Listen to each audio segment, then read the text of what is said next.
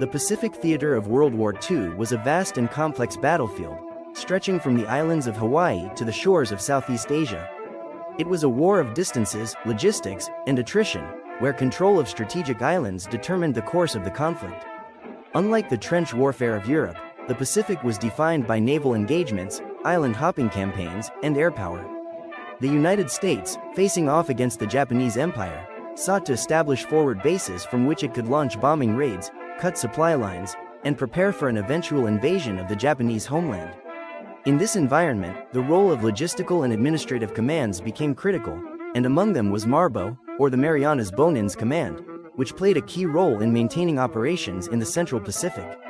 MARBO was established as a logistical and administrative headquarters, overseeing the U.S. military presence in the Marianas and Bonin Islands. These islands, particularly Guam, Saipan, and Tinian, had been wrested from Japanese control in brutal battles in 1944. Once secured, they were transformed into major staging grounds for the final phases of the Pacific Campaign. The airstrips built on these islands became the launching points for long-range bombing operations, including the devastating B-29 raids on Japan. Most notably, Tinian became the home of the 509th Composite Group, the unit responsible for dropping the atomic bombs on Hiroshima and Nagasaki. The responsibilities of MARBO extended beyond just air operations. It served as the administrative backbone for American forces in the region, managing supplies, transportation, communications, and personnel. With thousands of troops stationed in the Marianas, including aircrews, naval personnel, and support staff, efficient coordination was essential. Guam, which had been retaken from the Japanese in a fierce battle, became the headquarters for MARBO, housing command structures and logistical hubs necessary to sustain the operations of the Army Air Forces and the Navy. Beyond its military significance, MARBO also played a role in the governance of these islands post-liberation. Guam, in particular, had been under Japanese occupation since 1941, and its return to U.S. control meant re-establishing civilian governance and rebuilding infrastructure. The military administration worked to restore order, repair the destruction left by the war, and reintegrate the local Chamorro population into American governance. By 1945, as the war neared its climax, MARBO oversaw an unprecedented level of military activity. The B-29 Superfortress bombers stationed on Saipan and Tinian were conducting relentless air raids against Japan, with incendiary bombings reducing cities to ashes. The atomic bomb missions in August of that year were launched from the same airstrips that MARBO managed, solidifying its place in history as a key operational hub for the war's final blows. As Japan surrendered and the war ended, MARBO operations transitioned from combat operations to post-war administration and drawdown. The command continued to oversee military installations in the region, which remained strategically important during the early years of the Cold War. Though the name MARBO would fade over time, its legacy remained in the form of American military presence in the Pacific, with Guam remaining a crucial base of operations for the U.S. military in the decades that followed.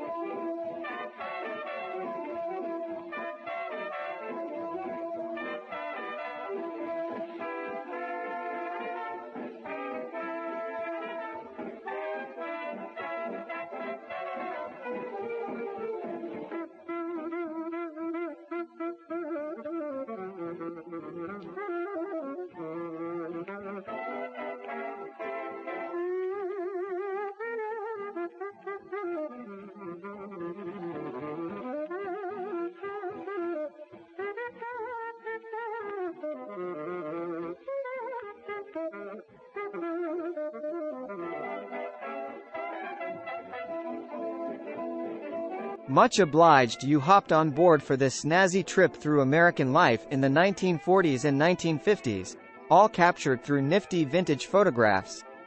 If this flick's got your motor running, don't be a square. Click on that jolly bucket of bolts to subscribe to the channel for more top drawer content just like this.